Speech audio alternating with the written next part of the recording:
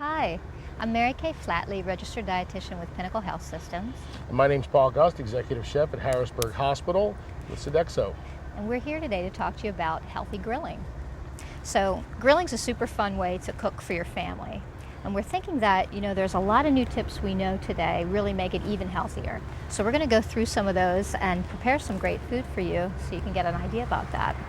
What are we going to start with?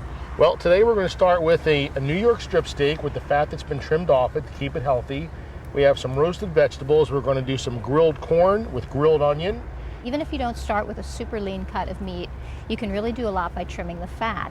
If we do that, we know it's going to be heart healthy, and it's also really going to help prevent some of the flares that you get when fat drips down onto the grill.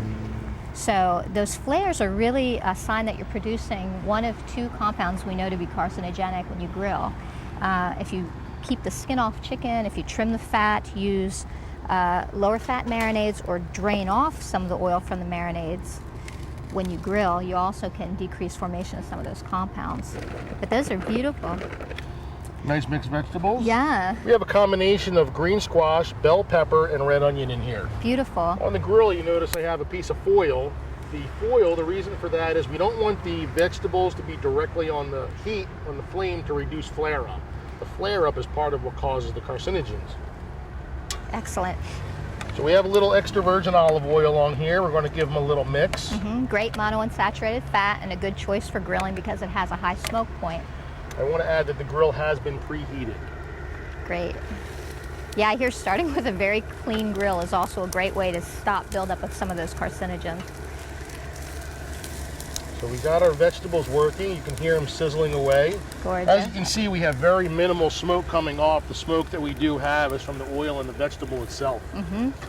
Yeah, and these soft vegetables cook a lot faster than root vegetables, but even a root vegetable like carrots, beets, sweet potatoes can be grilled as long as you pre-cook them.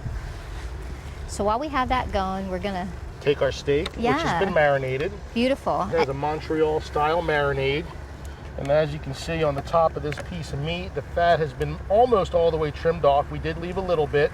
You notice in here, there's very little bit of oil. You don't want to saturate it and have it dripping all over the place because you'll get flare up from that as well. Now, what other cuts of meat? They say for a heart healthy perspective that you want to stick to loin, choice, round cuts. You want to kind of avoid the prime cuts because they tend to be higher in fat. Here we have some corn. I'm actually going to leave it dry. I don't like to put oil on it. I want to get some direct heat on it and get some nice color. And a lot of these brightly colored fruits and veggies that we're using have a very high antioxidant content, which we know is beneficial not only from the perspective of being anti-cancer and heart healthy, but potentially there may even be some benefit when we are exposed to free radicals, including being exposed to the sun. Little salt and pepper, extra virgin olive oil, right down on the grill. Gorgeous. Even though we're not directly on the grill and we're on the foil, we're getting beautiful caramelization on the vegetables. Beautiful color on the peppers, as you can see here.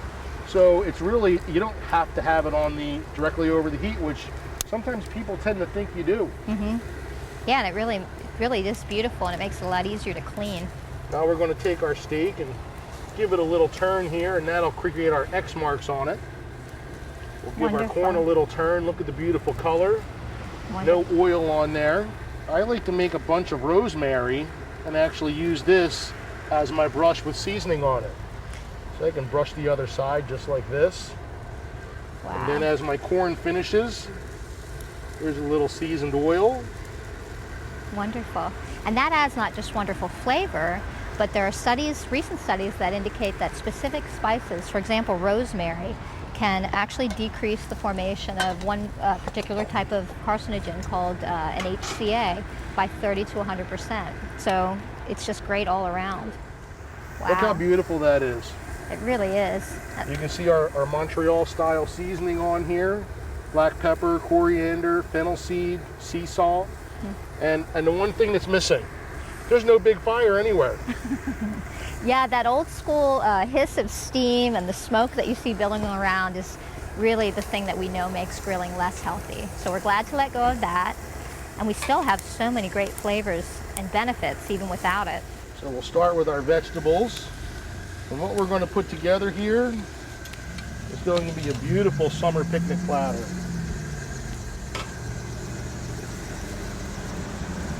You wouldn't even know that these weren't directly on the heat. These vegetables are gorgeous. Really beautiful. And they smell so good. I wish you could smell this at home. That rosemary is lovely.